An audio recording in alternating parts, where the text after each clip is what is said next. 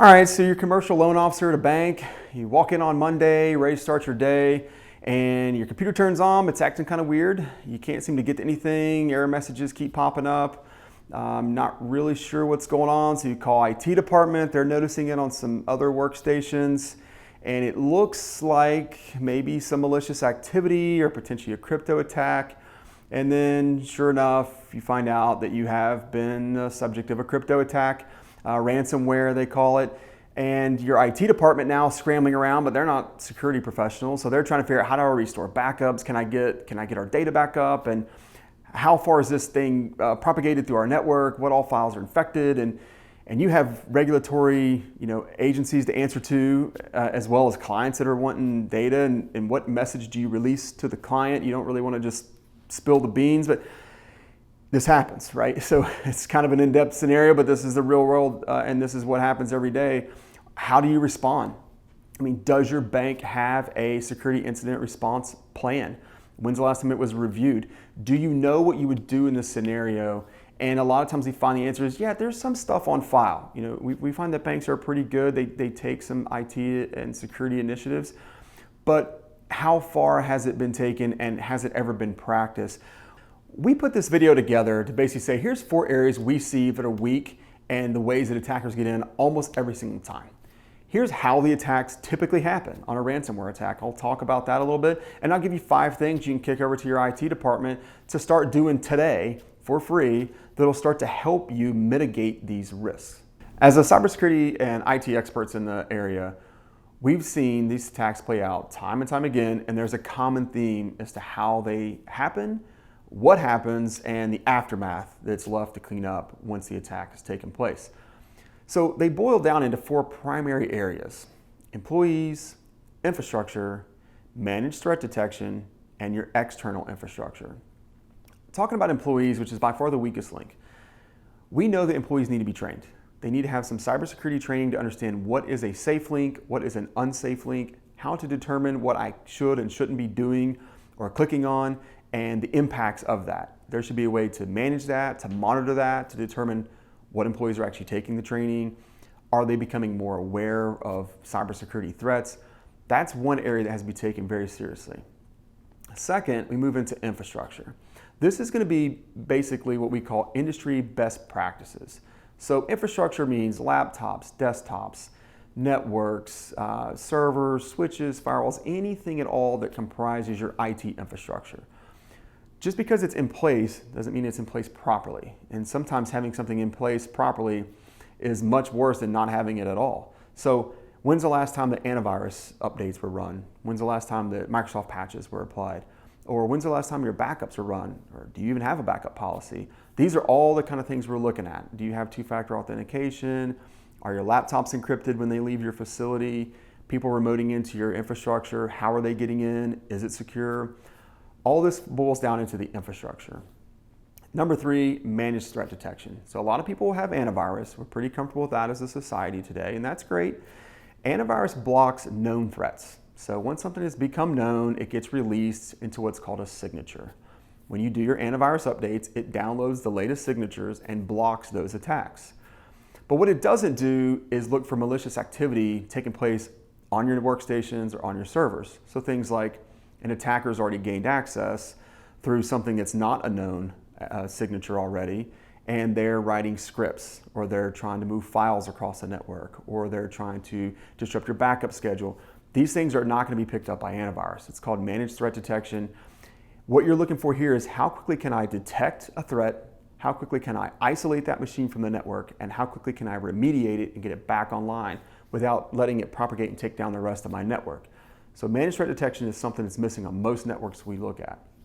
And then number 4, we get into the external, what we call vulnerability scan. It's not a true penetration test, but we're just looking at what a hacker would look at. Looking at your infrastructure from the outside in. Are there any gaping holes? Are there any passwords that should be changed? Is the infrastructure old? Are there firmware updates that need to be applied? Like, how old is this equipment? How long has it been sitting here? And how many people are trying to get into it every single day? That comprises our list of 4 things that we break down into what causes these cybersecurity attacks to be so successful time in and time out. Now, let's talk about what everyone wants to know is, how. Okay, so how is this actually happening? Well, it's pretty simple. It's going to come down to your infrastructure and employee training almost every single time. So without the proper infrastructure, meaning you don't have updated infrastructure, maybe you have admin privileges on certain workstations or servers when they really don't need to be there, or maybe you just have employees that just aren't taking cybersecurity seriously.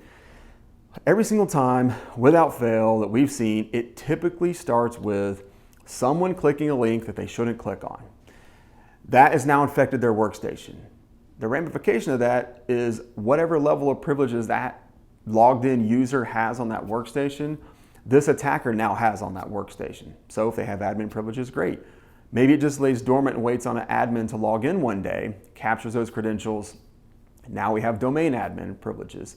So we got to make sure that not only does the employee not click on the link, but that the infrastructure is up to date. So what happens is an employee clicks on a link, it gets on the infrastructure, there's no way to detect that it's there, and now these tools autonomously start to troll the network. They start to propagate to every machine that they can get to, and they get their hands on as much data as they can, and they're looking to do two things. One is, can I exfil this data and sell it on what's called the dark web, which is like the internet for bad guys. They'll sell these medical records or social security numbers for, let's say, $1 or a social security number.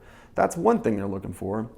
But in some cases, maybe the information isn't that valuable. Maybe it's tax records, or it's something along the lines of marriage licenses at, say, a county office. Well, that's not valuable to a hacker, but they know it's valuable to somebody. So what they're going to do in this case is they're not going to try to sell it on the dark web. They're going to just try to let this tool propagate and infect as much of this data as they possibly can.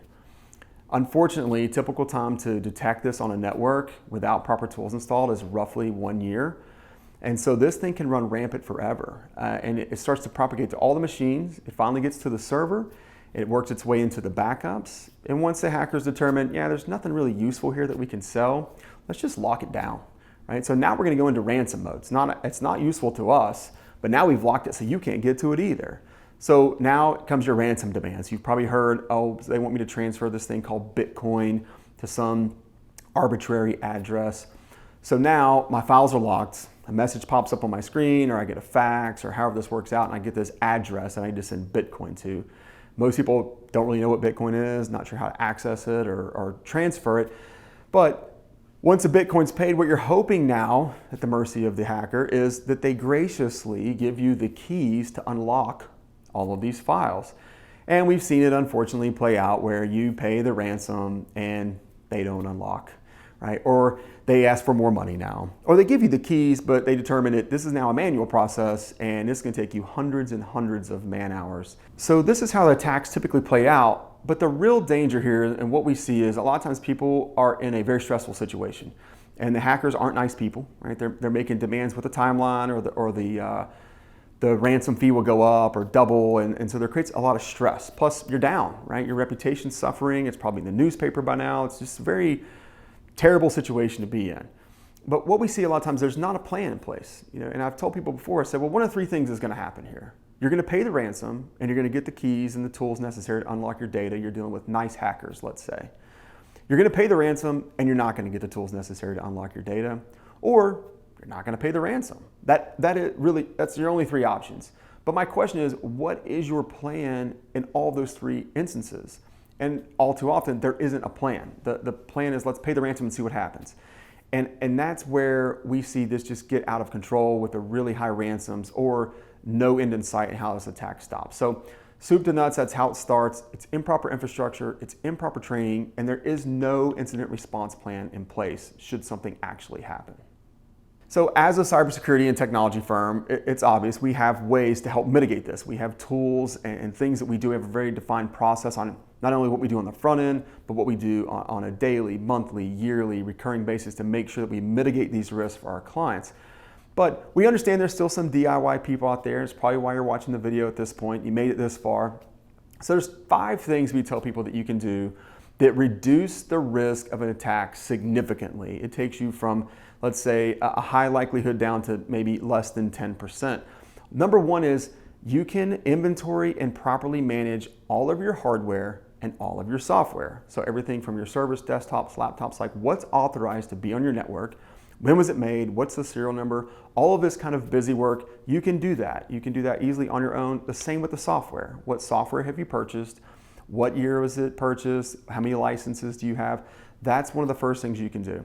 Number two, you need to get managed threat detection. Now, we're partial to Red Canary here. We have a great relationship with them. Their tool's phenomenal, but this is a tool that's gonna see an attack come in, flag it immediately, send it back to what's called a security operations center where really smart security people are sitting there watching these things come through, and they will call us or call you and say, hey, Bob in accounting's machine's doing some really weird stuff and we think this is an active threat. It can automatically isolate that machine from the network so the attack doesn't spread.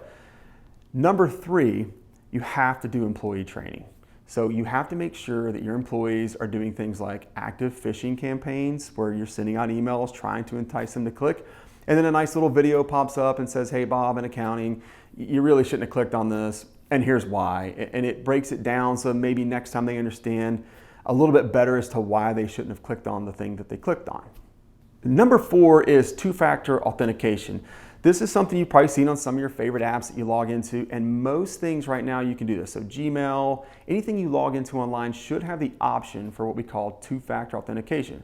Quite simply, that's something as simple as logging in and then a text message comes to your phone before you log into, let's say, QuickBooks, for example. Or there's things like Google Authenticator that generate a code where you log in and it asks you for a specific code. It's just one extra measure of being able to log in to make sure that not just any old person has hacked your computer and is now logging into all of your files. And then lastly, one of the things we always recommend is take a look at your use of admin privileges. So once you give a user admin privileges on a laptop, they can do anything that they want to do. They can install anything they want to install, they can delete anything they want to delete, and they can encrypt anything they want to encrypt.